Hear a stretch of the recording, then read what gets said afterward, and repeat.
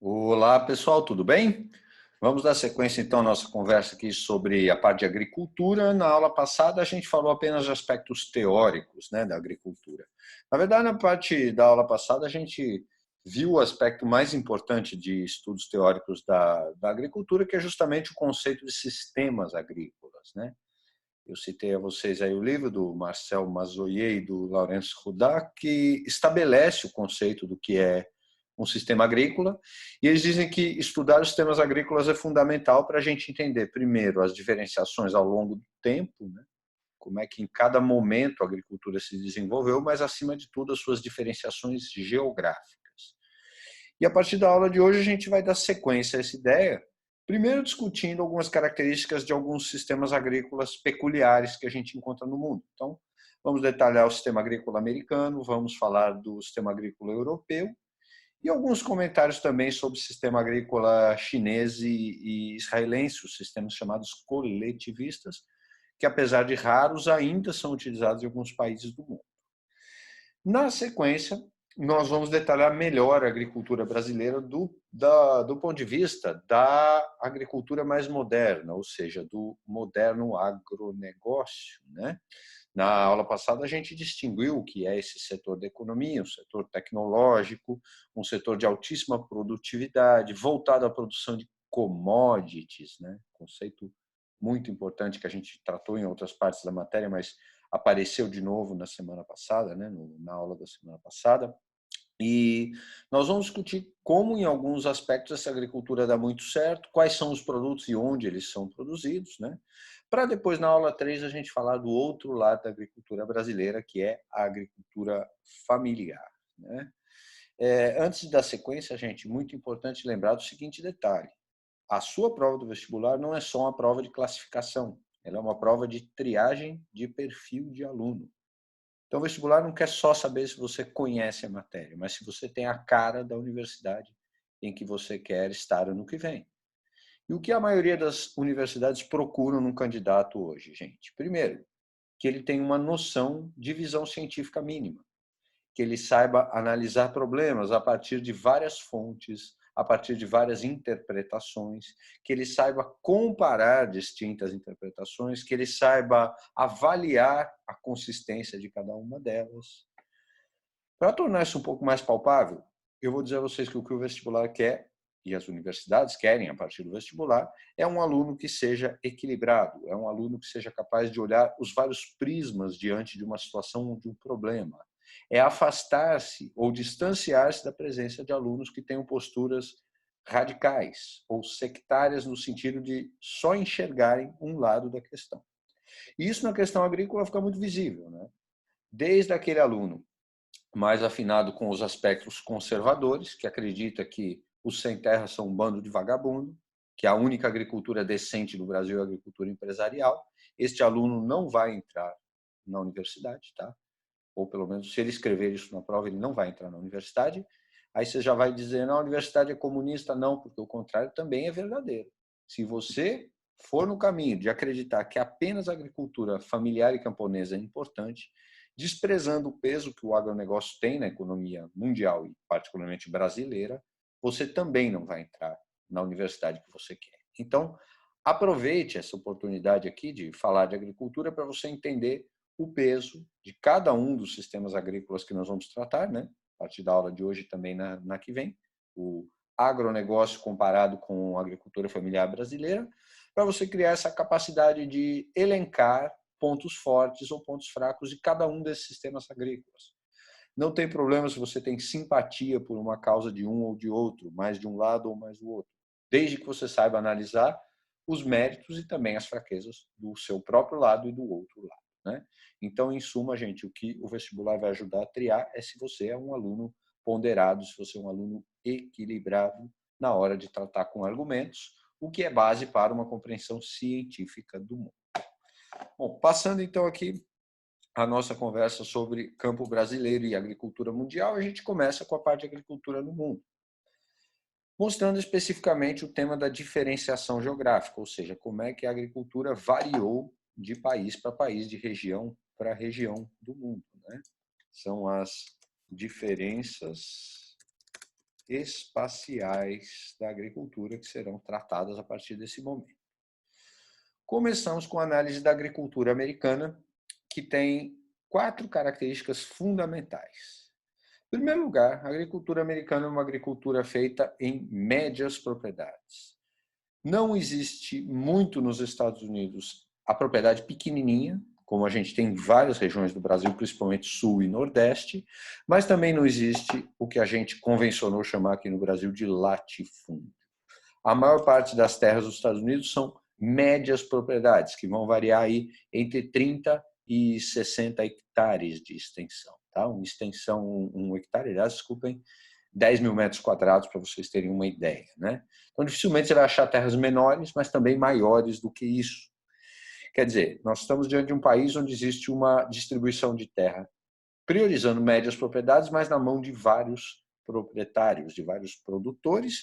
Isso tem a ver com um motivo histórico importante que a gente retoma lá nas aulas de Estados Unidos, né?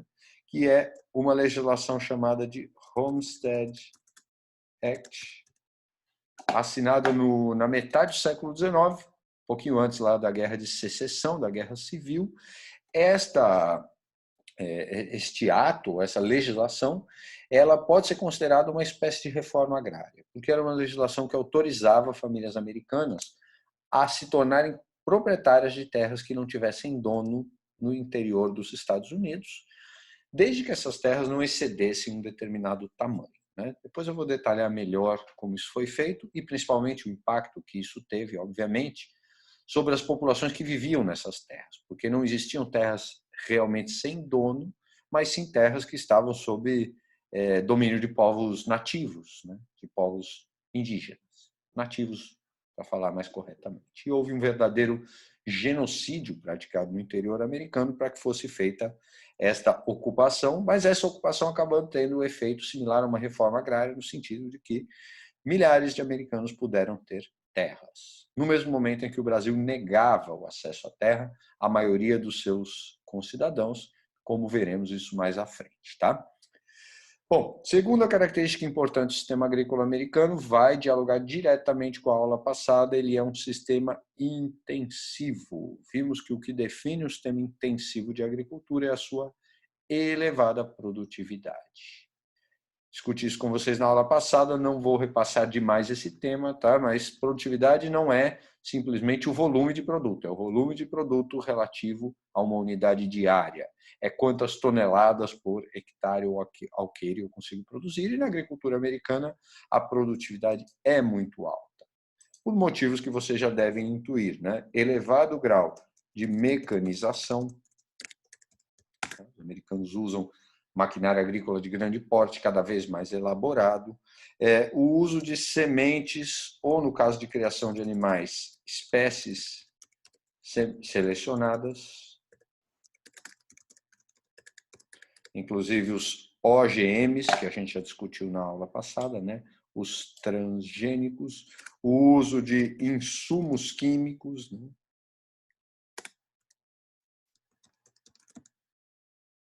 Então, por exemplo, os defensivos, fertilizantes, né? Consegui deslocar o quadrinho aqui, gente.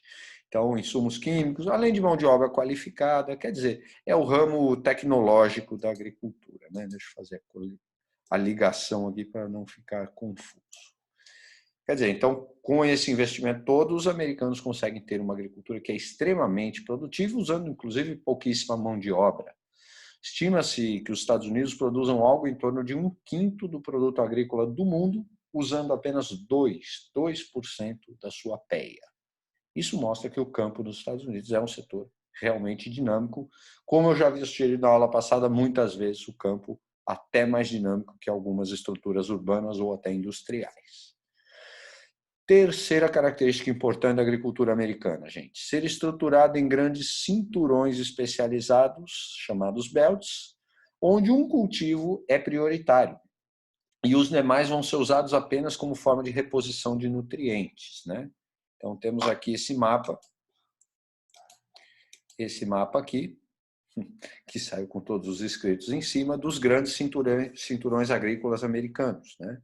Aqui o cinturão de frutas e cultivos irrigados, Aqui a área onde não é um cinturão, nós temos criação de gado. Aqui o cinturão voltado à produção do milho, cinturão voltado à produção de algodão. Aqui a área de produção de frutas, o cinturão dos gêneros básicos, né, dos hortifrutis, e o cinturão do trigo. No passado, era muito usual que provas cobrassem do aluno o conhecimento exato desses cinturões. Tá? Quer dizer, era comum, por exemplo, a prova da FUVEST colocar esse mapinha que eu apresentei anteriormente e circular ou escolher um cinturão e falar o que é plantado aqui, quais são as características desse cultivo. Há muitos anos esse tipo de questão não vem mais aparecendo.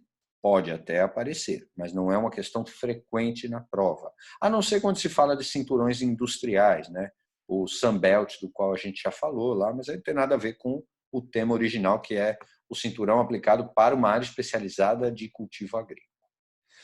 Mas dos cinturões que eu mostrei ali no mapa anterior, 3 especificamente costumam ser lembrados na prova, não tanto pela sua localização, mas pelo que tem sido feito ou pela importância dos seus produtos. O primeiro deles é o cinturão do milho. Importância do cinturão do milho hoje, gente. Bom, o milho é um cereal amplamente consumido, é uma das bases alimentares dos americanos, né? Mas, além de utilizar para alimentação, americanos extraem grandes quantidades de óleo. O milho é muito rico em óleo. E, acima de tudo, de longe, o maior uso hoje da produção de milho americana é a produção de etanol, álcool combustível. Os Estados Unidos têm hoje o maior programa de biocombustíveis do mundo, inclusive ultrapassando o Brasil, que foi o pioneiro, né, com o pró-álcool. Depois a gente vai ver nas aulas de energia. Mas o diferente do Brasil, que tem um êxito muito grande aí na produção com o etanol de cana, os americanos não têm clima para cana, então estão se utilizando do milho de forma bastante razoável. Vamos ver aí que com a ajuda do governo é possível transformar isso, então foi possível transformar essa agricultura no maior sistema de biocombustíveis do mundo. Depois nós temos o algodão, muito usado para a produção de óleo. Americanos consomem muito óleo, principalmente frituras, e o algodão é um óleo extremamente propício à fritura, né? Um óleo que favorece a fritura, um óleo que não tem muita absorção do alimento, então alimentos crocantes, né? E finalmente nós temos o trigo, usado como base alimentar do país, né? Amplamente consumido nos Estados Unidos inteiro. Há 2 grandes cinturões de trigo, tá? Vou voltar aqui na imagem para ficar mais claro. O trigo ele é plantado nesta região nos meses de inverno, por conta do frio muito intenso, e nas épocas de primavera, quando esquenta um pouco, o trigo passa a ser cultivado mais próximo à divisa com o Canadá. Aliás, é importante ficar atento que essas características que eu estou descrevendo também são muito parecidas com as que eu vou ter na própria agricultura canadense, que sofre muito com o clima, mas na sua fronteira americana, né, com os Estados Unidos, ela é muito similar em termos dessas características que eu listei agora. Então, médias propriedades, sistema intensivo e estruturação em cinturões especializados são as 3 primeiras grandes características. Mas, apesar de toda a eficácia, o êxito, a organização, o desenvolvimento da agricultura americana, ela só funciona, ela só dá certo porque ela é subsidiada, ou seja, porque o produtor americano tem amplo apoio do Estado. Gigantesco apoio do Estado, né? Que até se contrapõe, se contrasta com o discurso histórico dos últimos presidentes americanos, e nesse ponto exceção feita a Donald Trump, que nunca se diz um globalista, né? Sempre se afirma como um nacionalista, por mais que isso seja algo aparentemente anacrônico, pelo menos não dá para acusar o Donald Trump de não ser sincero, né? Porque aqui nos Estados Unidos o Estado defende o produtor interno, defende fazendo 2 coisas. Primeiro, taxando produtos importados, protecionismo. Segundo, ajudando os produtores internos, que é o que a gente chamou aí de subsídio. Então, por exemplo, você tem um subsídio hoje justamente no setor do etanol. Se você produz milho para a produção de etanol, o governo paga um valor adicional para que a tua colheita de milho fique mais barata do que a importação de cana-de-açúcar, de etanol de cana-de-açúcar. Quer dizer, o governo ele paga para artificialmente o seu produto ficar mais competitivo do que aquele similar vindo do exterior. De forma que é mais caro produzir etanol de milho do que de cana. Se houvesse realmente um livre mercado, como sonham aí alguns defensores do neoliberalismo, um mercado realmente sem intervenção do Estado, onde só as empresas mais adaptadas realmente se estabelecessem, o Brasil teria dominado o segmento de produção de etanol americano. Nós somos muito competitivos na produção do etanol de cana e os produtores americanos teriam todos falido. Só que o governo americano sabe que se o produtor falir, haverá desemprego, haverá migração, haverá pressão sobre o setor terciário, pode faltar alimento, pode faltar combustível. Então, o governo americano vê como uma estratégia fundamental, até de segurança do país, garantir a existência dessa agricultura, garantir que esta agricultura seja protegida e não seja quebrada pela concorrência de um produto mais barato no exterior. Então, de novo, voltando à história do Donald Trump, é interessante porque, pelo menos, Trump diz isso de forma mais declarada, mais sincera, porque os presidentes anteriores dos Estados Unidos não hesitavam em defender o neoliberalismo, mas jamais o praticavam de fato. Pregavam o neoliberalismo como uma receita que os outros deveriam seguir, enquanto eles próprios eram fortemente intervencionistas. Eu já defendi com vocês essa ideia também na indústria, né?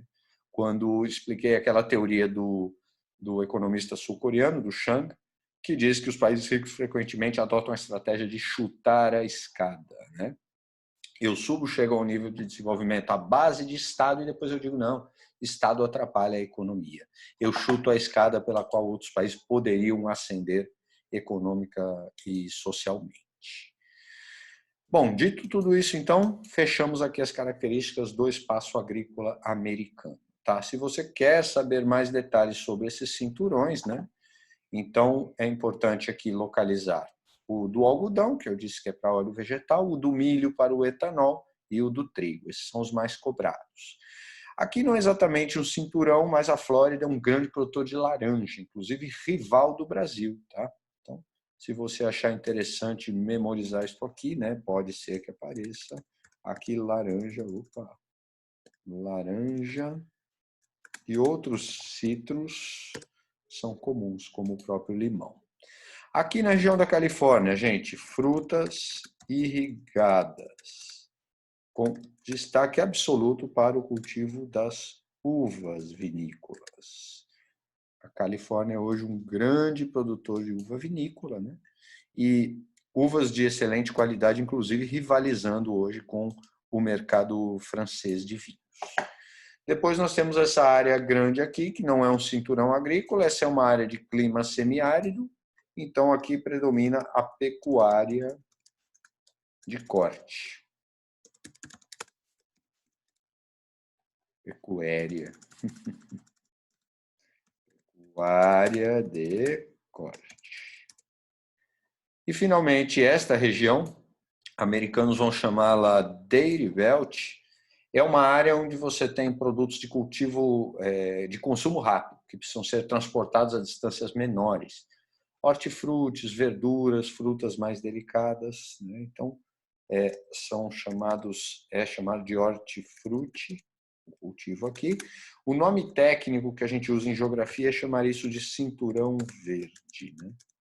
Que é a área imediatamente próxima às grandes cidades onde é produzido o alimento de consumo rápido. Você não pode produzir alface no Texas e levar até Nova York, né? Você tem que produzir perto. Então, como a maioria das grandes cidades americanas está nessa costa nordeste, esse cinturão se desenvolveu por esse motivo aqui na região. Bom, dito isso, esgotamos a parte de agricultura americana. Espera aí que eu estou apanhando aqui, gente. Deixa eu apagar. Agricultura europeia. Bom, na Europa, médias propriedades são menos comuns, predominam as pequenas, embora também tenhamos propriedades de tamanho mediano, e não há grandes propriedades na Europa, até por uma questão de histórico de ocupação agrícola, falta de espaço disponível e pelo fato de que praticamente todas as grandes nações agrícolas da Europa fizeram algum tipo de reforma agrária, coisa que o Brasil não fez até hoje Vou lembrar-lhes várias vezes na próxima aula. Bom, então aqui predominam pequenas propriedades e também temos um pouco de médias propriedades, normalmente as pequenas com uma produção mais tradicional, as médias com uma produção um pouco mais tecnológica, embora hoje também os pequenos venham abraçando cada vez mais modernidades tecnológicas. E o que acontece de interessante na agricultura europeia é que ela é uma agricultura que não tem vergonha do seu passado, né? Aqui no Brasil nós tendemos muitas vezes a ver o produtor familiar, o produtor tradicional, vulgarmente chamado caipira, como alguém atrasado, alguém que parou no tempo, aquela figura que Monteiro Lobato exemplificava pelo Jeca Tatu, né? Nós temos essa visão muitas vezes pejorativa. Depois vocês talvez conhecem o personagem lá, o Mazzaropi, né, que fez a figura do caipira bobo, do caipira que era enganado, né? Então a gente tende no Brasil a ver o produtor agrícola tradicional como alguém que ficou no passado. E os europeus, pelo contrário, sempre investiram e trabalharam em modernizar e atualizar a produção tradicional, valorizando o que ela tinha de melhor, que é a qualidade e a singularidade dos seus produtos, né? Os europeus trabalham muito com um conceito francês, que é o conceito de terroir. É um conceito que nasceu utilizado para os vinhos, para se explicar as características singulares que um vinho tinha, que era um produto do clima, do relevo, dos ventos, da salinidade da região, né? De uma série de fatores muito peculiares. Daí os franceses acreditarem que um vinho que vem de uma encosta da montanha já não é igual ao vinho que vem de outra encosta da montanha. E a Europa passou, então, a enxergar essa característica, essa peculiaridade, o tal do terroir, em vários dos seus produtos. E quando foi criada a União Europeia, foi assinado um acordo que deu origem ao PAC. O PAC, que não tem nada a ver com o PAC brasileiro, quer dizer Política Agrícola Comum. E é um grande pacote da União Europeia para subsidiar a agricultura, principalmente os pequenos agricultores, que tanto recebem ajuda para manter a sua produção, quanto recebem defesa da concorrência estrangeira, né? O caso bem drástico é o da pecuária. Se você cria boi hoje na Europa, o Banco da União Europeia para a Agricultura, chamado Rabobank, ele vai repassar a você €1 por dia por cabeça de gado, só por você ter gado. Quer dizer, uma política onde o governo paga para você criar ou produzir. Isso tem uma motivação. Não é simplesmente feito para prejudicar países como o Brasil, que não conseguem vender a preços competitivos diante da ajuda que o Estado dá à União Europeia. Mas é o mesmo motivo dos americanos. A ideia é preservar os seus agricultores, é preservar o mercado interno, é garantir empregos, é garantir que não vai faltar comida, que haverá soberania alimentar. E mais do que isso, gente, com essa estratégia, os europeus conseguiram transformar patrimônio cultural em mercadoria, né? Então, o que antes era visto como um produto antigo, por exemplo, presunto pata negra, Ramon Serrano, chamado na Espanha, ou presunto Parma, em algumas regiões da Itália, né? Região de Parma. Isto aqui hoje vale muito mais dinheiro do que valia antes, né? Por quê? Porque hoje existe um selo chamado DOC, Denominação de Origem Controlada, que diz um presunto Parma só pode se chamar Parma se ele é feito na região de Parma, seguindo as tradições que se usa no entorno de Parma. A mesma coisa, uma bebida espumante de uva, que só pode se chamar champanhe se for produzida na região de Champagne, seguindo o método champenoise, o método tradicional, né? Então, o nome dessa ferramenta jurídica é DOC, Denominação de Origem Controlada, e ela pode ser atribuída a vários produtos, o queijo também da região de Parma, o queijo parmegiano, a champanhe, que eu citei anteriormente, agora algumas cervejas feitas em mosteiros na Bélgica, cervejas trapistas, né? Então, é uma forma de você defender e valorizar o produto. E o Brasil está começando a abraçar essa ideia. Já temos agora o café da Serra da Mantiqueira e o queijo da canastra, né? O queijo canastra ele só pode ser feito em um conjuntinho de cidades que estão ao redor da Serra da Canastra e que tem por característica fazer o queijo do mesmo jeito. Queijo sem leite, sem pasteurizar o leite. Queijo de leite cru, que significa um queijo com uma série de... com uma grande quantidade de micro-organismos, de bactérias, principalmente de lactobactérias que são encontradas na natureza e não introduzidas artificialmente, né? Então, é um tipo de preservação não só da herança local do produto, mas também da herança cultural que ele traz em si. No Brasil está começando, mas a tendência é que cresça, né? E aqui uma imagem interessante de vista aérea da agricultura francesa, você vê aí o predomínio das pequenas propriedades e quase não há floresta, né? Diferente daqui, a ocupação agrícola lá foi bastante intensiva e praticamente não há terra subaproveitada, né? Todas as terras agrícolas são aproveitadas no seu máximo potencial. Tá? Bom, o peso que a agricultura tem em alguns países da Europa varia bastante. Você tem desde uma Polônia, onde quase um terço da população ainda é ligada ao campo, países menos desenvolvidos como Portugal, Grécia, Chipre, Espanha também tem uma porcentagem considerável, e mesmo países desenvolvidos como a Alemanha, a França, ainda tem uma população no campo, né? Lembrando que são países muito populosos, então 5% da população francesa é bastante gente no campo, né? São quase 3 milhões de agricultores. É por isso, então, que os europeus subsidiam a sua agricultura, né?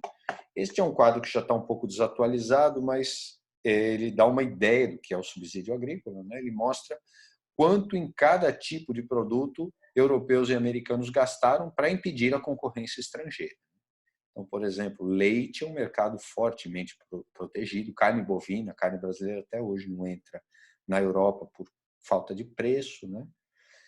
Você não vai ver esse tipo de protecionismo atribuído à cana, à soja, mesmo porque esses países quase não produzem cana, soja, né? Mas para proteger os seus produtores, então adotam estratégias semelhantes a essa, né?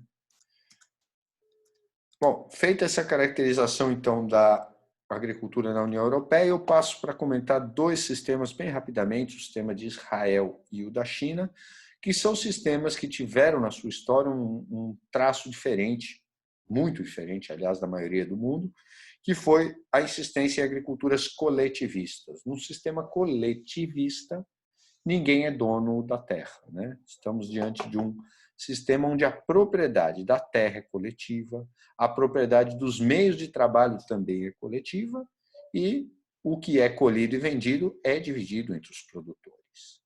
Em Israel, isso se chama sistema dos kibbutz. Até hoje existem alguns, são cada vez mais raros, mas logo que Israel começou a ser povoada, antes de virar país, vários deles se formaram nos kibbutz, as pessoas vivem em uma relação comunal de trabalho. A terra é de todo mundo, as ferramentas são de todo mundo. Há kibbutz onde até os carros pertencem ao kibbutz e as pessoas usam o carro e devolvem no kibbutz. As crianças, enquanto os pais trabalham, são criadas juntas, num espaço comum. E com algumas peculiaridades também o sistema que a China adotou de comuna popular.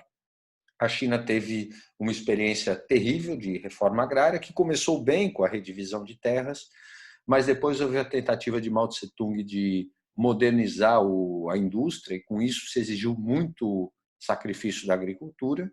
Mao Tse-tung levou a China a um período de grande fome, mas depois de muitos erros se chegou a esse sistema da comuna popular, onde cada agricultor chinês recebe um pedaço de terra, onde ele deve cultivar com outros agricultores, e o que é produzido aí fica para o Estado, que vai remunerar os agricultores conforme o próprio Estado estabelecer. E há uma pequena gleba da terra que pertence ao camponês, e o camponês pode produzir e vender para quem e pelo quanto achar melhor, né? Então, é um sistema que mescla a iniciativa individual com o coletivismo.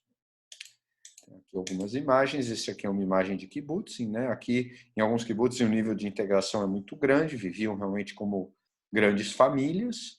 E este é um kibbutz visto de cima, que chama muita atenção por ele ser bastante verdejante, o que é impressionante se a gente pensa que Israel é um dos países mais secos do mundo.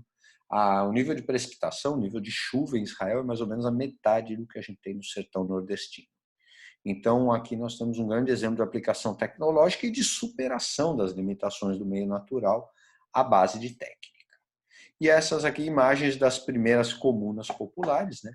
A China, após a Revolução Socialista em 49, não tinha tecnologia nenhuma, seu único grande recurso era gente. Então os chineses fizeram isso, dividiram as glebas em pequenas propriedades e fizeram grandes mutirões coletivos de cultivo, né? Então nessas terras o trabalho é compartilhado por todos os camponeses, né? Claro que a China de hoje já não é mais assim, né? Desse jeito. Cada vez menos a China é como essa imagem nos mostra, e cada vez mais a China tem agricultura moderna, tecnológica e altamente produtiva, que ainda não é suficiente, é claro, para suprir toda a demanda do país, já que a população do país é extremamente numerosa.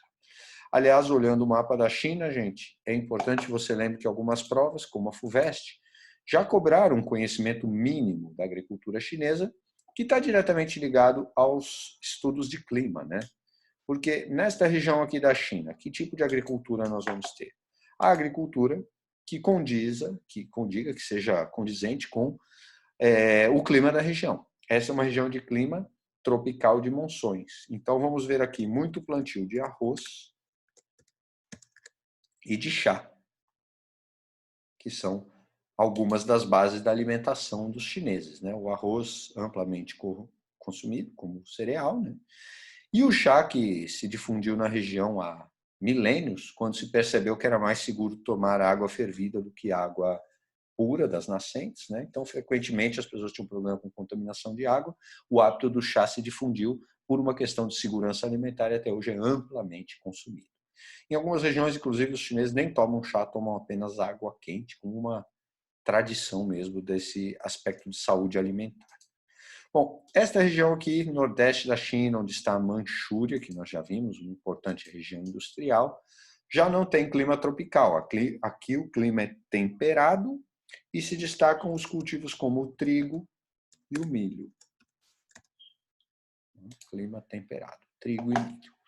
E essa região onde quase não temos agricultura, mas a agricultura está cada vez mais avançando para cá, ela era limitada no uso agrícola justamente por um motivo climático. Esta é uma região de deserto, né? Pega a região do Xinjiang ou Xinjiang, e por conta dos climas desérticos eu quase não tinha agricultura. Hoje eu tenho com irrigação um crescente uso agrícola. Esta, digamos, é a fronteira agrícola, ou seja, para onde está crescendo a agricultura chinesa. E o destaque aqui é a produção do algodão, que é um cultivo que se dá muito bem com climas secos, né? Suporta longos períodos de estiagem.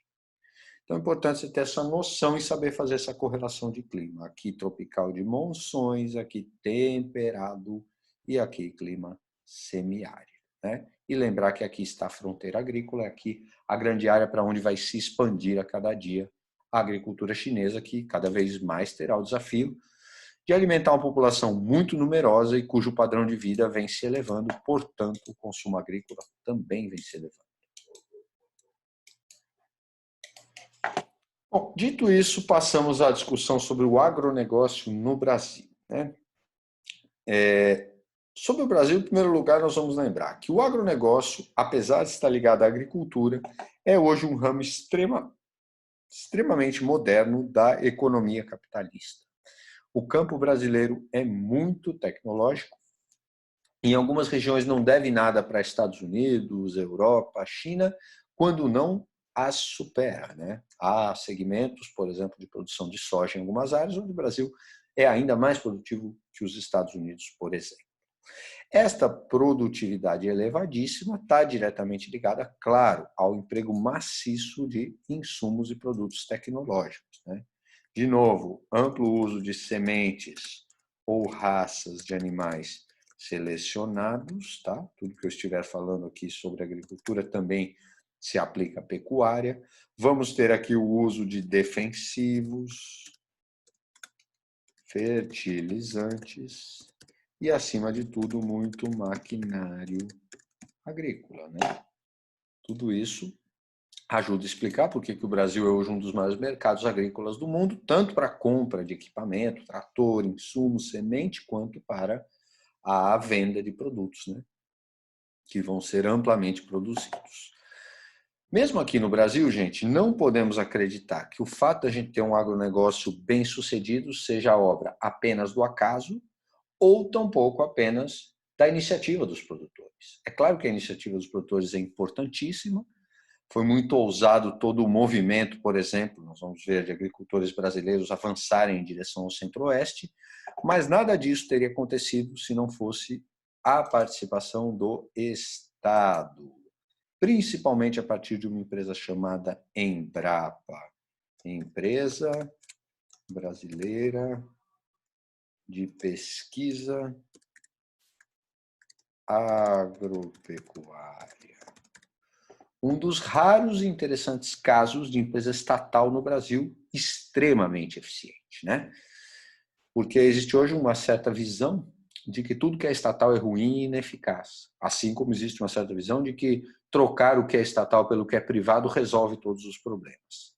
Bom, a gente já falou um pouco sobre isso na indústria, em alguns ramos, em alguns segmentos da economia, isso pode até ser verdadeiro, mas há muitas exceções, né? Há sim muitas empresas estatais bem-sucedidas e essa é uma delas, a Embrapa, que não só é bem-sucedida, como é lucrativa, e há também muitos casos de empresas privadas que não dão certo ou que são ineficientes. Nesse caso, então, a Embrapa foi fundamental, graças a ela surgiram melhorias para solo, surgiram tecnologias para adaptar cultivos, surgiu um zoneamento do que no Brasil é melhor de ser plantado em cada região, surgiram estudos de logística, ou seja, de transporte, surgiram variáveis de semente que podem ser plantadas em climas que não eram os seus originais. Então, a Embrapa tem um trabalho brilhante, sem o qual não teríamos uma agricultura tão bem sucedida. Bom, dito isso, características da nossa agricultura, característica mais marcante da nossa agricultura em termos de mercado é ser voltado para o mercado externo. O agronegócio, ele não se preocupa, ele não prioriza a venda para o mercado interno. Embora ele também venda, né? Os frigoríficos fornecem carne para o Brasil, os produtores de milho fornecem milho para o Brasil também. Mas a grande especialidade é a produção de commodities. Já definimos isso mais de uma vez, né? Conceito de commodity, baixo valor agregado, amplo mercado estrangeiro. E o agronegócio brasileiro vive nas últimas décadas um dinamismo crescente, principalmente a partir dos anos 90, graças a um movimento que alguns vão chamar de boom das commodities, ou simplesmente um movimento de valorização das commodities desde o ano 2000. Esse movimento ele reflete vários outros movimentos econômicos, mas o principal deles, a emergência da China, o crescimento da China, não mais como fábrica do mundo, mas como um gigantesco mercado consumidor. Cada vez mais a China, então, vai desempenhando esse papel, né? Se eu consigo mover o quadrinho, isso. Quer dizer, aquela China que antes só recebia fábricas estrangeiras para montar produto e exportar, não é mais a mesma. Né? Aquela China hoje ficou para trás. A China de hoje é uma China que tirou milhões de pessoas nos últimos anos da pobreza e as colocou na classe média. Nos últimos 10 anos, quase 200 milhões de chineses, quase um Brasil, deixaram de ser extremamente pobres e entraram na classe média, passando a consumir, passando a comprar. Então, cada vez mais a China se torna um mercado consumidor e a tendência é que essa transformação, aliás, se mantenha, né? Que a China cada vez mais consiga se tornar um enorme mercado. Quando um país que tem 1/5 da população mundial praticamente começa a comprar como nunca, o mundo inteiro sente, e o Brasil consegue se beneficiar desse fenômeno e vai com isso se tornando a fazenda do mundo, porque nós já éramos importantes fornecedores agrícolas para a Europa, para o Japão, um pouco para os Estados Unidos, né? Mas com a China esse interesse se amplia e cada vez mais a tendência é que o Brasil se consolide mesmo como uma grande fazenda do mundo, por conta dessa questão aqui, né? O Brasil tem imensa extensão territorial Tá, até aí a Rússia também tem, o Canadá também tem, os Estados Unidos também tem, mas o Brasil tem extensa área territorial não utilizada, tem uma imensa extensão territorial que ou não é usada ou é subutilizada. Onde eu tenho, por exemplo, pecuária extensiva. Eu tenho 1 boi por hectare. Se eu confinar esse boi da ração, eu consigo criar 100 por hectare. Então, existe uma tendência de que essas áreas subutilizadas sejam cada vez mais aproveitadas. E eu não estou falando de desmatamento. Pelo contrário, vocês têm acompanhado aí que nos últimos meses o desmatamento vem crescendo ainda mais no Brasil. Ele nunca parou de acontecer, mas ele vinha se reduzindo até recentemente. Nos últimos 3 anos, esse ritmo de desmatamento vem crescendo. Agora, com a Covid e a menor fiscalização, mais ainda. Mas essa não é uma postura que venha da maioria dos produtores rurais. Hoje, há muitos grandes produtores rurais brasileiros que têm muito claro em sua cabeça que não é necessário desmatar para produzir mais. É necessário intensificar a produção, né? É por isso que alguns grandes produtores rurais fizeram críticas duras à política ambiental do governo de ser extremamente tolerante com esse desmatamento da Amazônia, né? A agricultura incorporada apenas por desmatamento e ampliação de área é uma agricultura preguiçosa, de baixo investimento, de baixa tecnologia. A solução para isso, então, será intensificar as nossas terras, e há muitos estudos mostrando que o Brasil tem condições para alimentar o mundo durante décadas sem desmatar mais nada. Entretanto, expandir uma agricultura moderna e tecnológica custa dinheiro e muitos produtores vão no outro caminho, buscam expandir a fronteira agrícola a partir do desmatamento. Então, o Brasil ainda sofre com esse problema imenso do desmatamento, que vem afetando 2 grandes biomas acima de tudo. A Amazônia, claro, né, você tem acompanhado aí como esse ritmo de desmatamento cresceu nos últimos meses. Até ano passado tivemos aquele colapso, né, aquele fatídico Dia do Fogo, incentivado por um grupo de fazendeiros locais, e também o bioma do Cerrado, que nem sempre é lembrado, né, porque existe no imaginário do brasileiro médio uma clareza muito grande sobre a importância da Amazônia. Mesmo que a gente não saiba muito bem, você pergunta às pessoas na rua, acham que a Amazônia é o pulmão do mundo, e a gente sabe que não é, mas a maioria das pessoas tem uma relação quase afetiva com a Amazônia. É muito difícil você encontrar um brasileiro que diga, não, tem que derrubar a Amazônia mesmo, né? Já o Cerrado, não. Ao longo da história, o Cerrado foi visto como um deserto, como algo que era ruim para o Brasil, algo que atrapalhava o povoamento do Brasil, como um obstáculo, né? Quando o JK inaugura Brasília, é vista como uma superação do homem sobre a natureza. Conseguimos fazer uma capital no meio do nada, no meio do ermo, no meio do deserto. É claro que o Cerrado não é exatamente um deserto, mas ele é uma vegetação rasteira, espaçada. Na verdade, isso parece mais com uma savana.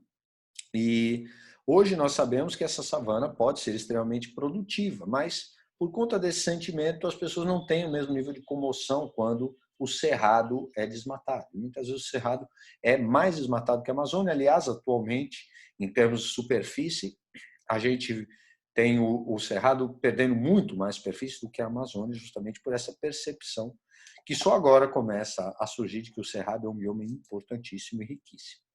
Aliás, não falha, hein? Todos os anos cai Cerrado na prova, tá? Seja em agricultura, seja lá na parte do meu colega monstro. Bom, além de todas essas características, gente, vamos lembrar que o agronegócio brasileiro ele tem uma imensa influência política.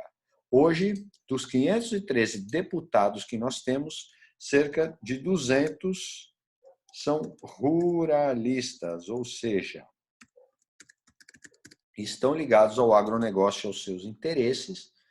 Veja a diferença se a gente pensar que não existe nenhum deputado ligado ao setor agrícola familiar. Não tem nenhum produtor familiar no Congresso, né? Contra 200 ruralistas. Então, isso mostra que muitas vezes a política brasileira de agricultura vai privilegiar o grande agronegócio e não por acaso, porque o agronegócio está representado em demasia no Congresso. Isso é crime, gente? Não.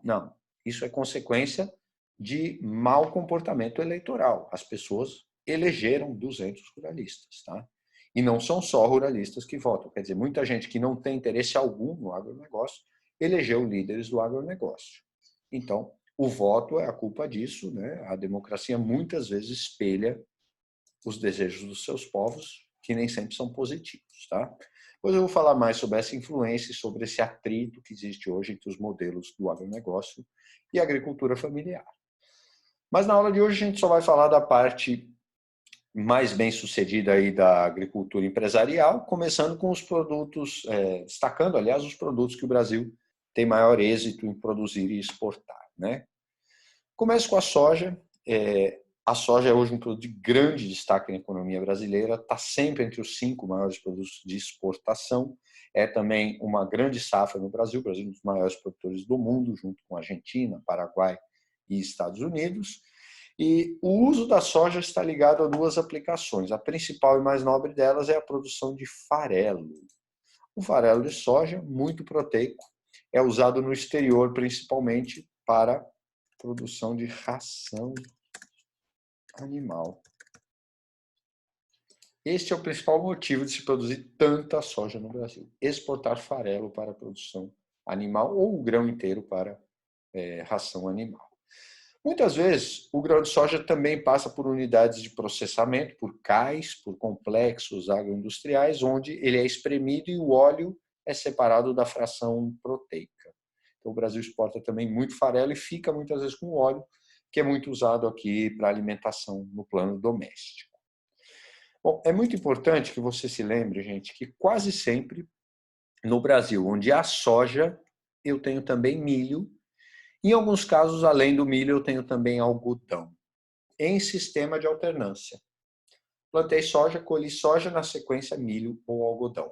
Nome disso para os agricultores é safrinha, porque, na verdade, começaram a plantar milho ou algodão não pelo valor desses produtos, mas para repor nutrientes, para fazer uma rotação de culturas e permitir a ciclagem dos nutrientes, né? Processo que vocês veem na biologia.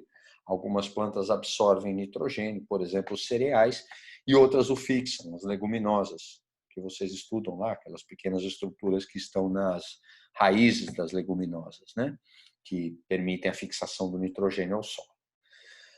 Entretanto, gente, há anos, quando se trata de uma commodity, que o preço internacional da soja despenca e, eventualmente, o do milho sobe. Então, o que era para ser apenas para repor nutrientes pode ser uma atividade lucrativa, a tal da safrinha, né? Ou, no caso do algodão, também.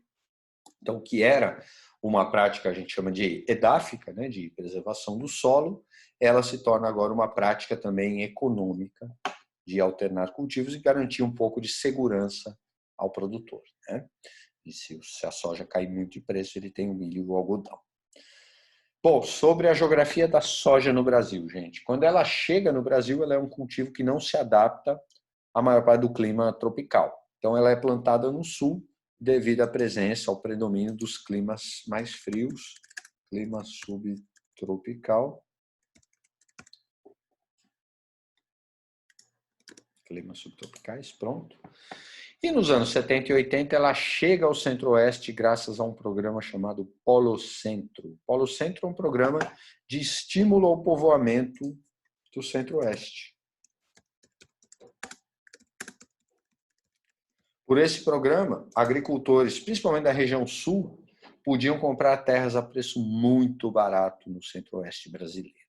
Este aqui foi um programa que teve um impacto um pouco questionável na estrutura fundiária brasileira, porque ele contribuiu muito para a concentração de terras na mão de poucos, né?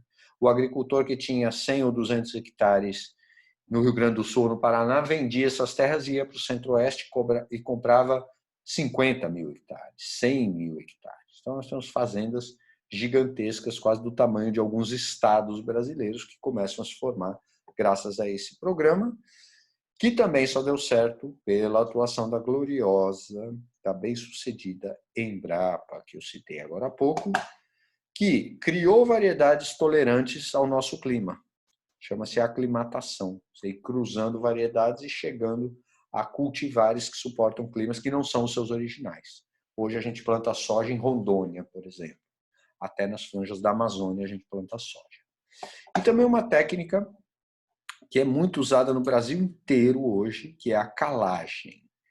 Vocês vão ver lá nas aulas de solo, na Geografia do Brasil, que os solos de regiões tropicais, por estarem expostos a muitas chuvas, eles perdem grandes quantidades de bases, sais e bases, e normalmente são solos com pH ácido. Então, muitos cultivos não se adaptam a essa situação. Então, para poder plantar, a gente usa uma correção à base de calcário, que é a prática chamada de calagem, que é adicionar calcário ao solo para neutralizar ou para correção de pH.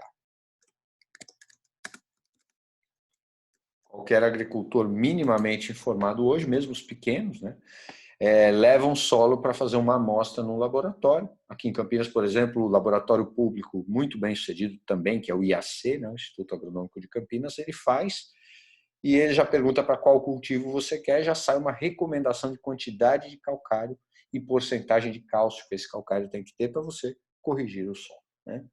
Então, essa técnica é hoje usada no Brasil inteiro e ela foi elaborada e desenvolvida pela Embrapa. Sem isso, não haveria agricultura tão bem-sucedida no Brasil. Ponto para a Embrapa, uma empresa estatal que funciona.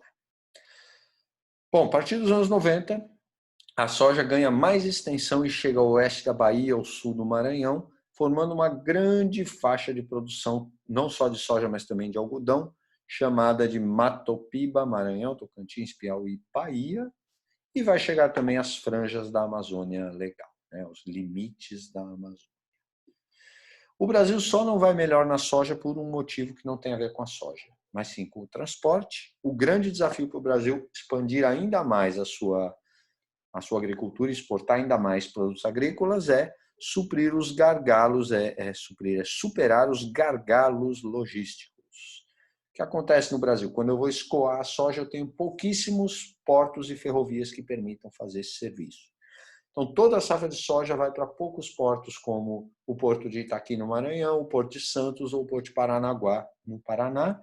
E lá, o produto leva semanas para ser embarcado e chegar ao exterior, fazendo com que ele fique mais caro e que o nosso produto perca competitividade no exterior, configurando o que a gente chama de custo Brasil. O custo Brasil são os fatores que fazem com que um produto que às vezes é até mais barato no Brasil chegue no mercado exterior mais caro, né?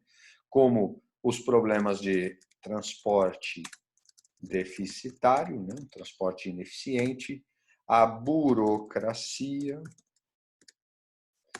a carga de impostos, né?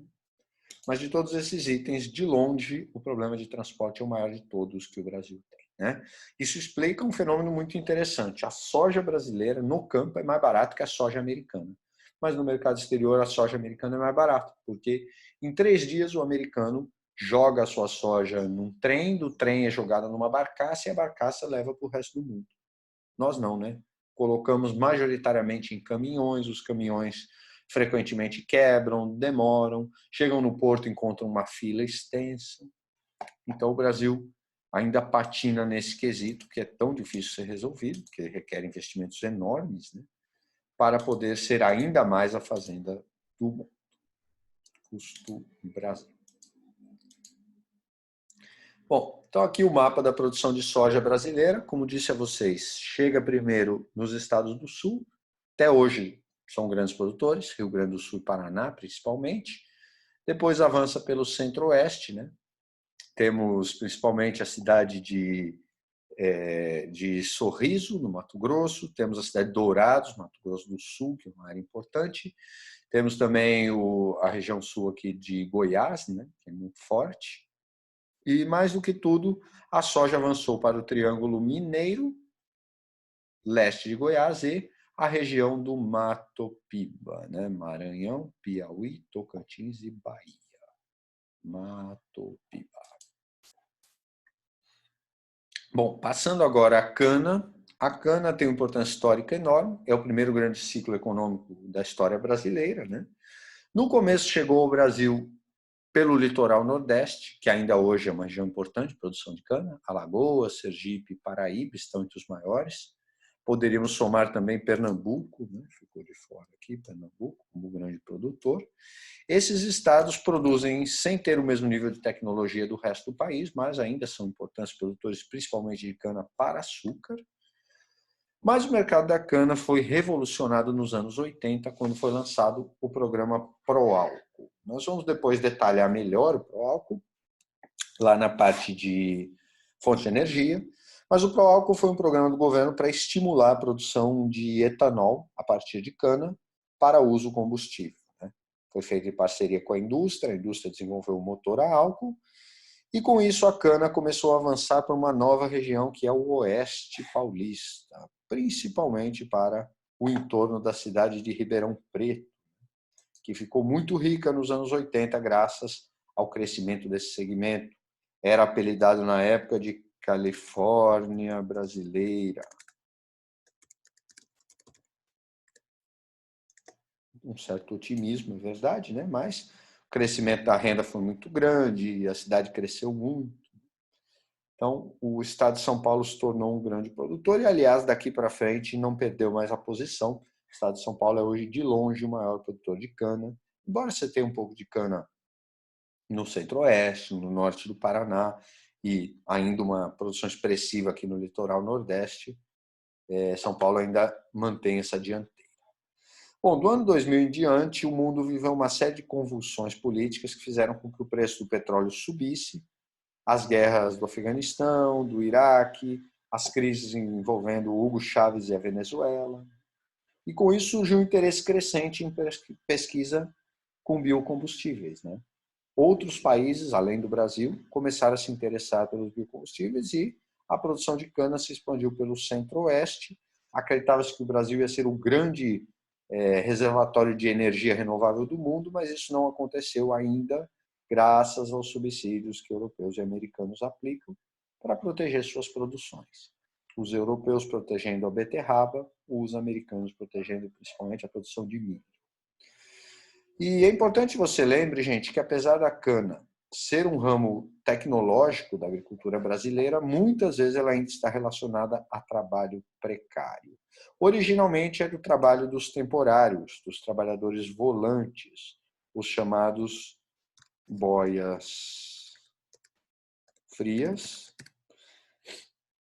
que eram os cortadores manuais de cana, né? Então, para cortar a cana, você tinha que queimar primeiro o canavial e depois você levava lá uma legião de pessoas durante os meses de colheita para fazer o corte.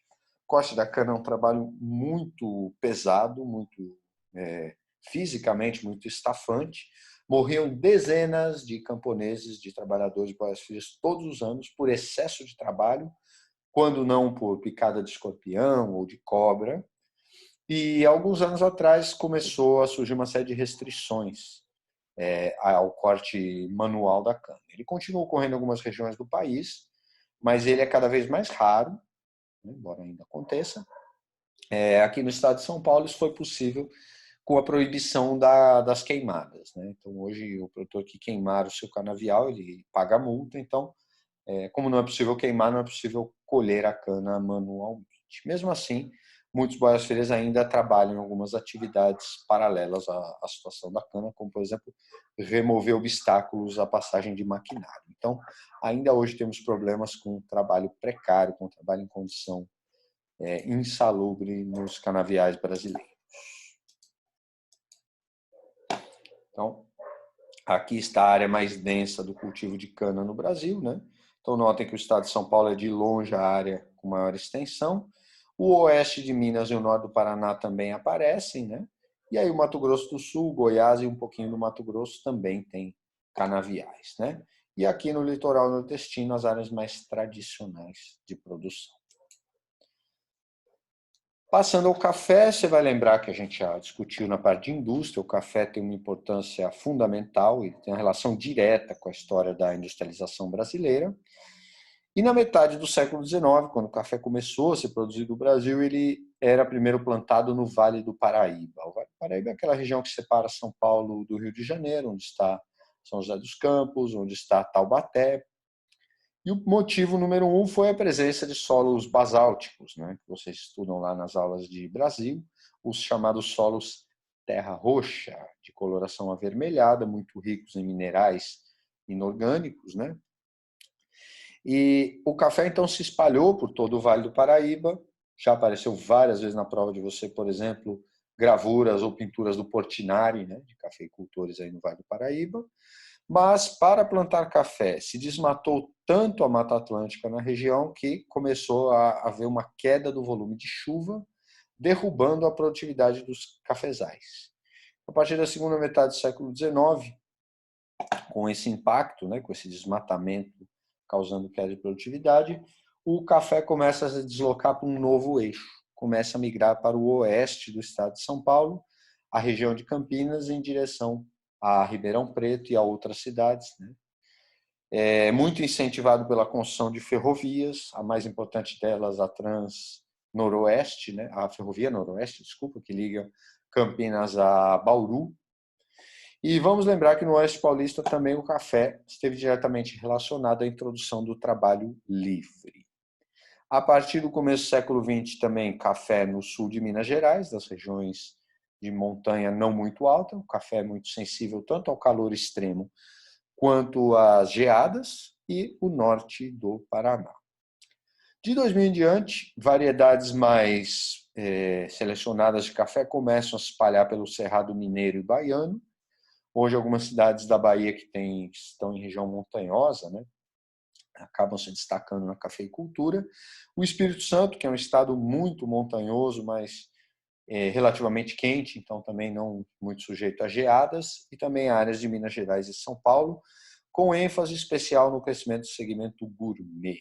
Existe hoje uma procura por cafés especiais, por cafés de alta qualificação. Antigamente, o café era uma coisa só. Hoje, então, você tem variedades, ao ponto de chegar, por exemplo, a este aqui, o Jacu Bird, que é uma réplica de um tipo de café feito em algumas regiões asiáticas, né, onde algum animal come o café e o grão de café não é totalmente digerido no estômago. Então, a partir do esterco desses animais, a gente colhe esse café, torra e comercializa, né?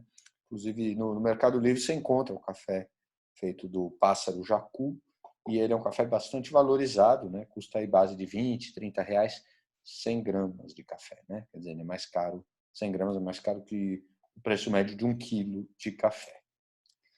E aqui estão as áreas, então, onde o Brasil mais produz, né? Arábica e Conilon são os dois tipos principais de café. Conilon ou Robusta é o tipo de menor valor. Os cafés que a gente toma aqui mais comerciais, a preço mais acessível, normalmente são misturas do Arábica, que é mais nobre, com o Conilon, ou Robusta, né? E aí você vê que o Arábica é muito forte, então, aqui no oeste de São Paulo, na divisão com a Mantiqueira de Minas Gerais, né? Também o Cerrado Mineiro aparecendo aqui em algumas áreas, e na Bahia algumas cidades também, né? Principalmente as mais montanhosas, conseguindo relativo êxito, além do norte do Paraná, né? Fora daqui você tem já um pouco, mas aí é do tipo Robusta, de menor valor comercial. Bom, passando agora a laranja. O Brasil é de longe o maior exportador do mundo de laranja, não da fruta, nem do suco, como se costuma dizer, mas do suco concentrado. Se a gente exportasse suco de laranja, estaríamos exportando um produto que é feito de mais de 90% de água, ou cerca de 90% de água. Então, o mais comum é que a gente concentre em algumas empresas este suco, né, e faça um concentrado com 40%, 50% de água e exporte esse concentrado, que depois vai ser misturado ou com alguma outra bebida, ou com sucos de laranja de qualidade inferior que você tenha no exterior. O suco brasileiro ele é conhecido, ele é aclamado, vamos dizer assim, pela sua excelente qualidade. E a maior produção de laranja no Brasil está em São Paulo, no estado de São Paulo, porque aqui estão também os complexos que vão fazer esse processamento, esmagamento, concentração e exportação do suco. Destacam cidades de Araraquara, Bebedouro, Matão e Limeira, algumas das principais, né? E acontece uma coisa muito interessante com o mercado da laranja, porque a produção ela está na mão de muitos produtores. A maior parte das grandes empresas não produz laranja, elas compram de milhares de pequenos, então a produção é pulverizada, por aqui, muitos pequenos produtores, o que é uma estratégia para os grandes não correrem tanto risco em caso de quebra de safra ou de preço. E o processamento da laranja está na mão de pouquíssimas empresas processadoras, né? Então, ele é oligopolizado. Apesar do grande êxito, o Brasil não consegue vender mais suco de laranja graças aos imensos subsídios que os americanos praticam para proteger a sua agricultura de laranja na Flórida. E hoje, gente, a laranja enfrenta um desafio muito grande. O seu mercado está em declínio porque o comportamento dos consumidores vem mudando.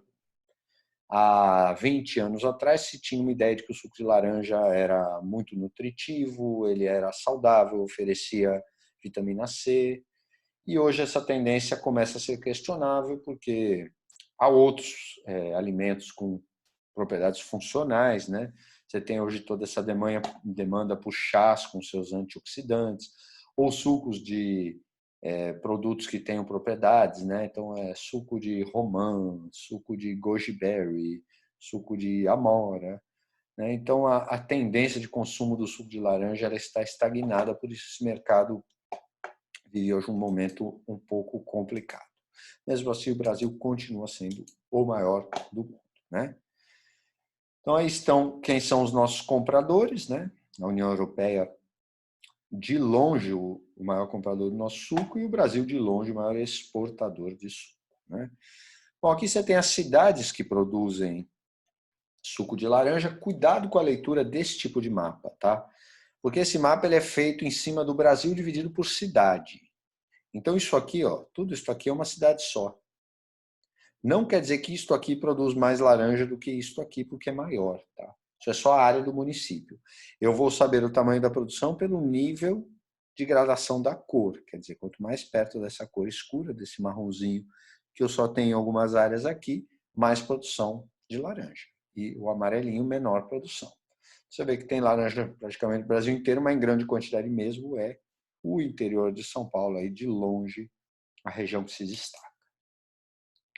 Isto aqui é uma obra feita por uma empresa esmagadora, a Citrosuco, que tem uma central de processamento, de recepção, aliás, do suco de laranja processado, e esse tubo que é um laranjoduto, que vai bombear da central de recepção até dentro do navio o suco de laranja, que vai ser exportado a granel, né? O plano, não fosse a crise aí vivenciada, era fazer um duto maior ligando Araraquara, cidade produtora, e podendo escoar direto por tubulação. Bom, celulose. O Brasil é hoje um dos maiores produtores de celulose e papel do mundo. E isso se deu porque a produção a partir do pinheiro, do pinus, ela perdeu espaço para o sucesso no cultivo do eucalipto. O eucalipto é uma planta extremamente rústica, cresce na metade do tempo do pinus e dá uma variedade de celulose, uma variedade de madeira, desculpa, muito rica em celulose, usada para madeira, para siderurgia, para construção civil e, acima de tudo, para a produção de papel. Então, o Brasil hoje exporta tanto a celulose na forma de pasta, quanto o próprio papel na mão de grandes empresas exportadoras que nós temos aqui, né? Como a International Paper, a Fibria, a companhia Aracruz. E aí você tem várias partes do Brasil, mas esses são os destaques, os estados, aliás, desculpem, que se destacam, né? Dá para ver melhor. O eucalipto, então São Paulo, Minas Gerais e Bahia muito fortes. Mato Grosso do Sul e Paraná também tem uma participação. Os outros estados um pouco menos, mas também tem alguma coisa, né? E aqui a produção de pinheiro, que não é muito expressiva no Brasil.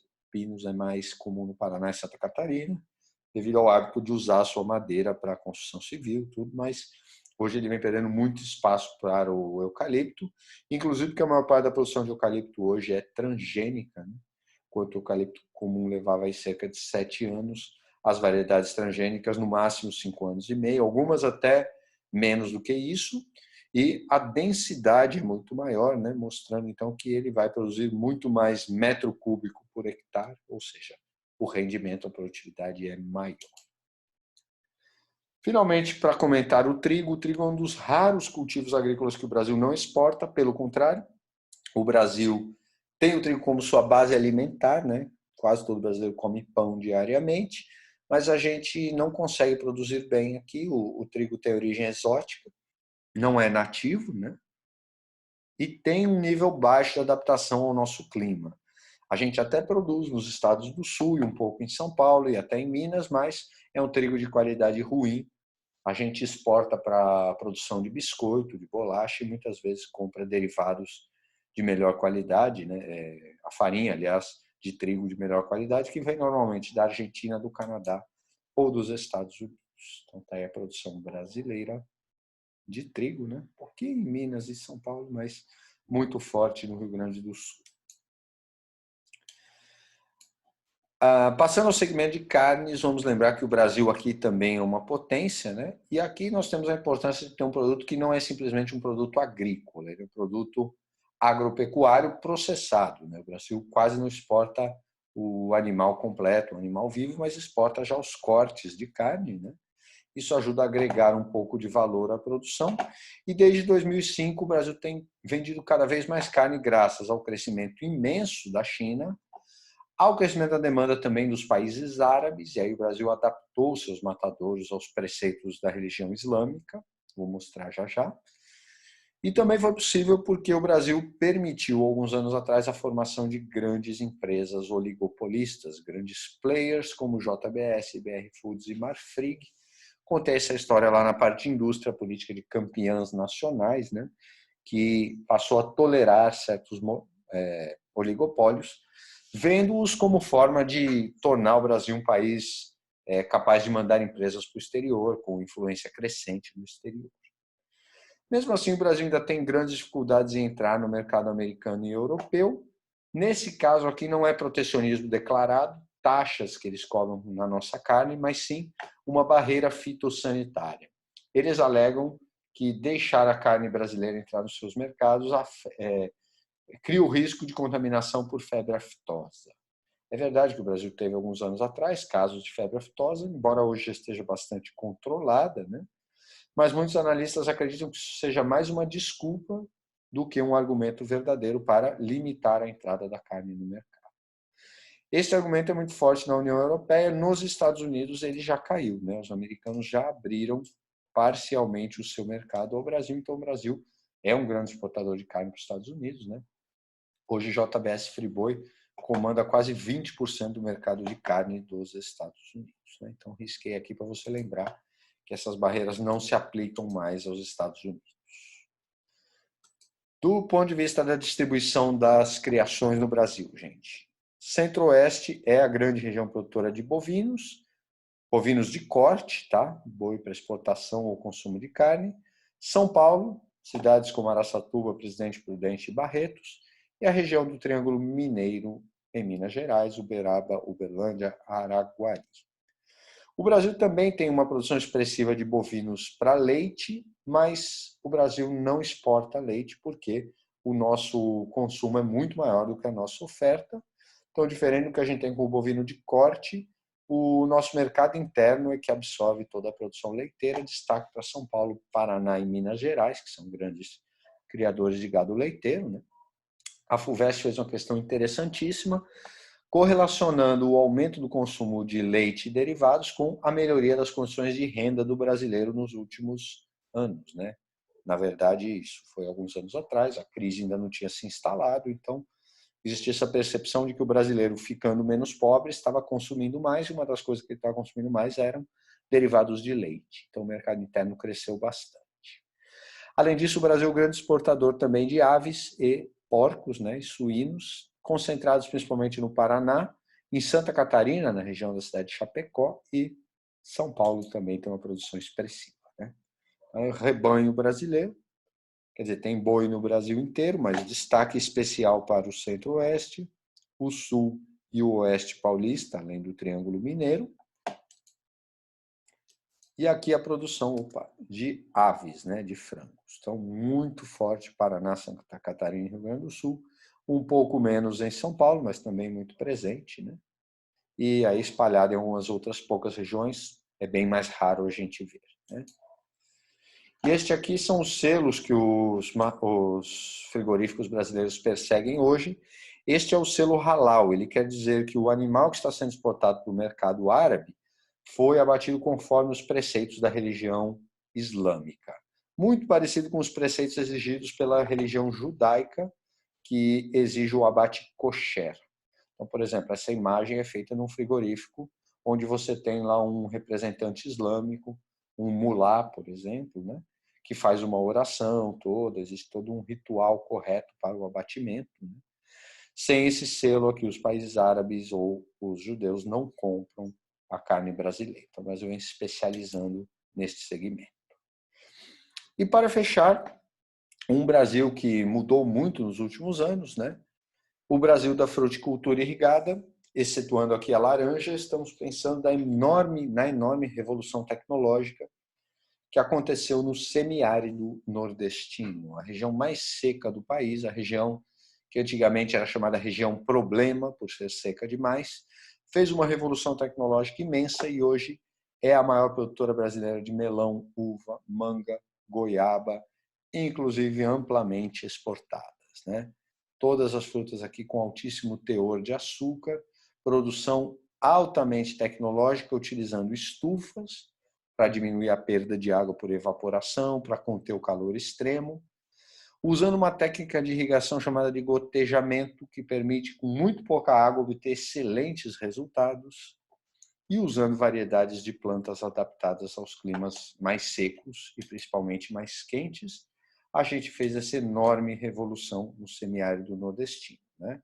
Quer dizer, usando a água do São Francisco, foi possível expandir muito os cultivos do seu entorno e hoje, ao chegar numa cidade do interior do Nordeste, uma cidade grande como Juazeiro ou Petrolina, essa é a vista que nós temos, né?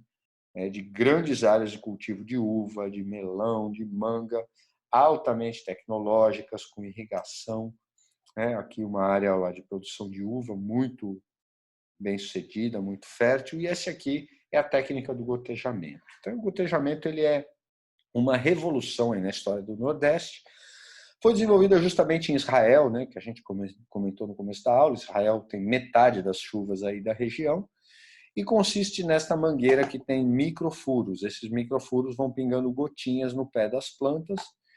Com isso, eu gasto muito pouca água para fazer irrigação, eu perco muito pouca água por evaporação. A água cai onde ela tem que cair, né? Se a água cai longe da raiz, a sua absorção é mínima.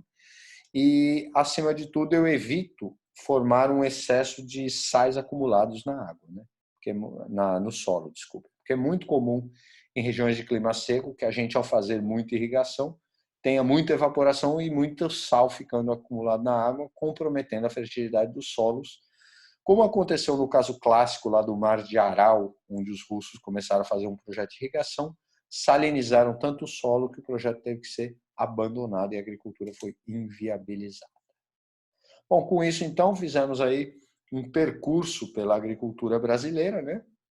Já dá para você localizar os principais cultivos e ter uma ideia. Como disse em outras ocasiões de aula, ninguém vai te perguntar exatamente onde é produzido o quê, mas você ter uma ideia por estado, por região, é essencial, é muito importante, né? Sem isso, então, a gente não consegue realmente fazer as provas e acertar as questões, que muitas vezes vão cobrar mapa, vão fazer correlações entre área de cultivo, porto de exportação e ferrovia, que nós vamos ver lá na parte de transportes, né? E agora ficamos, então, faltando apenas a aula 3 de agricultura, onde a gente realmente vai discutir as questões sociais da agricultura e não tanto as questões produtivas ou tecnológicas. Valeu!